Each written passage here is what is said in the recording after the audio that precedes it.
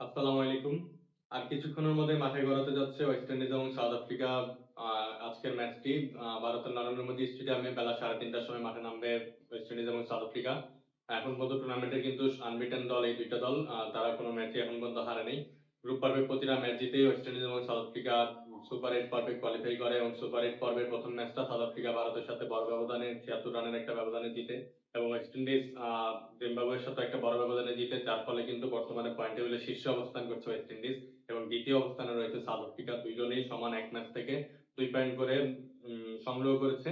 তো আজকে West Indies এবং সাউথ আফ্রিকা ম্যাচটায় যে আসলে জিতবে সেই সেমিফাইনালের পথে চলে যাবে এবং অপর দলটাকে আসলে পরের আরেকটা ম্যাচের জন্য অপেক্ষা করতে হবে। তো আজকে আসলে সাউথ আফ্রিকা যদি জিতে সেক্ষেত্রে আসলে ভারতের জন্য কিছুটা সুবিধা হয় সেমিফাইনালে যাওয়ার জন্য। সাউথ আফ্রিকা যদি জিতে তাহলে সাউথ আফ্রিকা আজকে ওয়েস্ট ইন্ডিজের সাথে জিতলে তাদের 4 পয়েন্ট সংগ্রহ হবে এবং শেষ ম্যাচ তারা জিম্বাবুয়ের সাথে স্বাভাবিকভাবেই জিতবে, যেখানে 3 ম্যাচ থেকে হয়তো 6 পয়েন্ট সংগ্রহ করবে।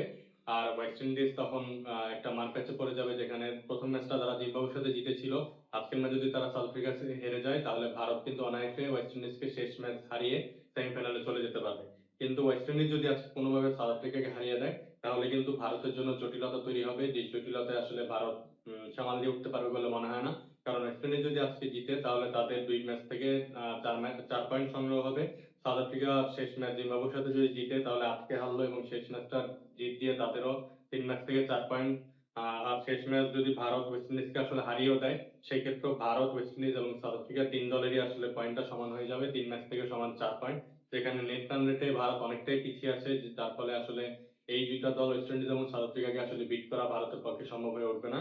সেই ক্ষেত্রে ওয়েস্ট ইন্ডিজ এবং সাউথ আফ্রিকাই সেমিফাইনালে চলে যাবে। তো আজকে ভারত আসলে মনে প্রাণে সাউথ আফ্রিকাকে সাপোর্ট করবে যেন সাউথ আফ্রিকা জিতুক।